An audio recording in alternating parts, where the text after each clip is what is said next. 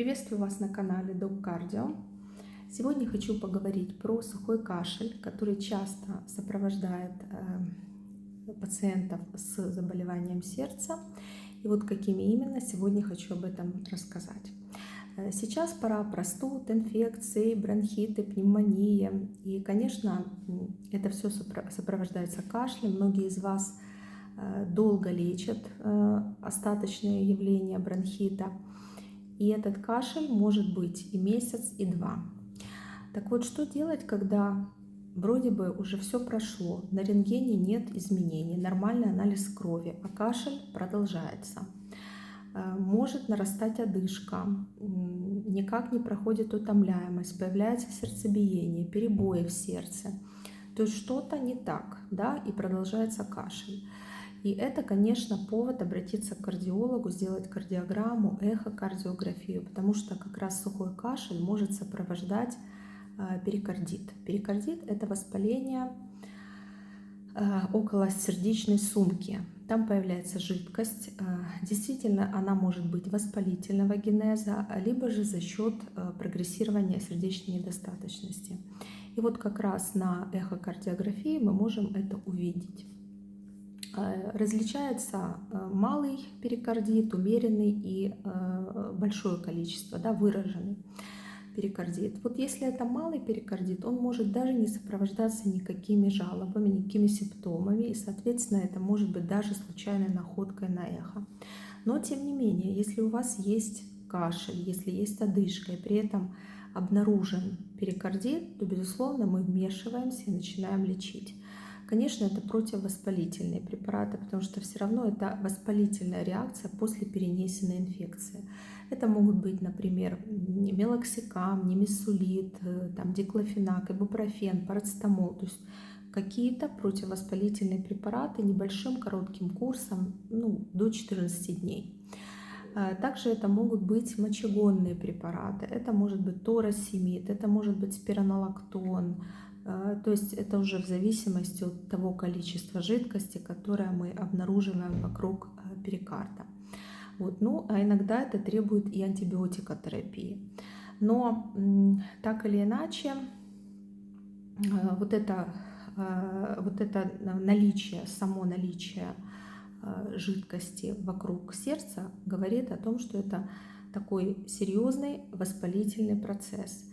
И действительно, это очень длительная такая песня. Иногда мы лечим это очень-очень долго. И я вам скажу, что, как правило, вот нас по всем учебникам нас учат, что вот такие малые перикардиты, они могут быть 3-6 месяцев.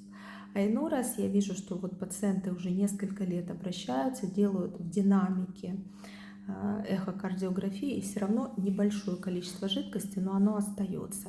И вот как раз за последнее время я это замечаю после того, как мы начали лечить, как мы столкнулись, точнее, с ковидом, то есть с такой серьезной вирусной инфекцией. Собственно, это может быть не только ковид, это может быть тяжелый грипп, это может быть другая вирусная инфекция, не зависит.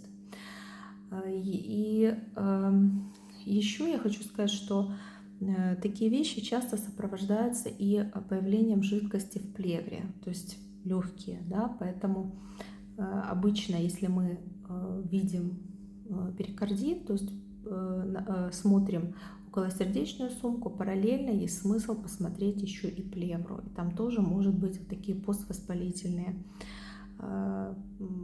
остатки, и это говорит о том, что надо длительно принимать мочегонные средства, противовоспалительные средства. Что касается, в какой ситуации еще может быть жидкость в перикарде, это, конечно, сердечная недостаточность той или иной причины, пороки сердца, ишемическая болезнь сердца, инфаркт, то есть, в принципе, сердечная недостаточность. Там мы тоже можем видеть и отечность на ногах, и жидкость в животе, которая называется асцит, жидкость в перикарде, в плевре. Это все комплекс сердечной недостаточности. При этом может быть снижение функции сердца на эхо. И там уже картина совсем другая. Там не нужны противовоспалительные средства, там нужен весь комплекс препаратов от сердечной недостаточности. И бета-блокаторы, и антагонисты альдостерона, такой препарат, как спиронолактон, например, и глифлозины, и ингибиторы АПФ, и мочегонные. Ну, то есть целый такой комплексный подход. Поэтому действительно причины этого появления жидкости в перикарде, они разные, и лечение разное. Поэтому важно, если вы видите, у вас появился сухой кашель, он не проходит, то есть вот те методы лечения, которые вам предложены после перенесенной инфекции, они не решают проблемы, то это точно повод обратиться к кардиологу, сделать ЭКГ, сделать эхокардиографию и выяснить, нету ли здесь проблемы с сердцем. Ну, пожалуй, это такое вот основное, что я хотела сегодня сказать. Еще тоже, вот почему может быть сухой кашель у пациента с патологией сердца? Это прежде всего прием препаратов. Вот такие препараты, вы их хорошо знаете: энолаприл, пиридоприл, рамиприл.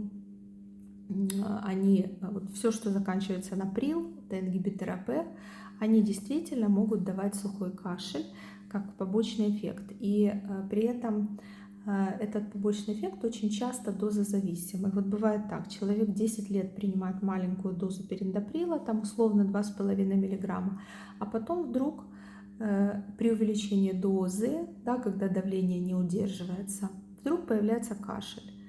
И вот это и есть: чем выше доза, тем больше проявления вот этого побочного эффекта. Ну и что делать? Конечно, отменять, менять на другие препараты. Кстати, это самый частый вопрос, который вы мне задаете в комментариях, в ТикТоке, в Инстаграме, везде. Вы задаете, что делать, на что менять ингибитор АПФ. Меняется обычно на сартановую группу. Тоже очень много я про это говорила уже. И вальсартан, и лазартан, кандесартан, олмесартан, любой сартан может быть как альтернатива. И, безусловно, в комбинации или с мочегонным, или с амлодипином, или с лерканидипином для лучшего контроля давления. Ну вот это самые частые причины кашля. Иногда бывает, что кашель связан иногда со стенокардией. Тут уже совсем другая история, когда человек при физической нагрузке начинает подкашливать. При этом могут появляться и боли за грудиной, и удушье, и одышка. То есть это уже другая совсем картина, симптоматика. Вот. Но в основном вот то, на что я сегодня хотела, конечно, акцентировать ваше внимание, это то, что длительный сухой кашель, который уже не имеет причины, да, когда вы уже вылечили вроде бы эту инфекцию, простуду, нету никаких других признаков, вот только сухой кашель. Пожалуйста, это повод к обращению к кардиологу и до обследования для того, чтобы четко убедиться, нету ли проблем с сердцем, не требует ли это дополнительного лечения. Итак, кому понравилось это видео, пожалуйста, ставьте лайки, подписывайтесь на мой канал, и я жду ваших вопросов в комментариях. Для индивидуальной консультации обращайтесь на электронную почту. Она написана в шапке профиля. Всем пока!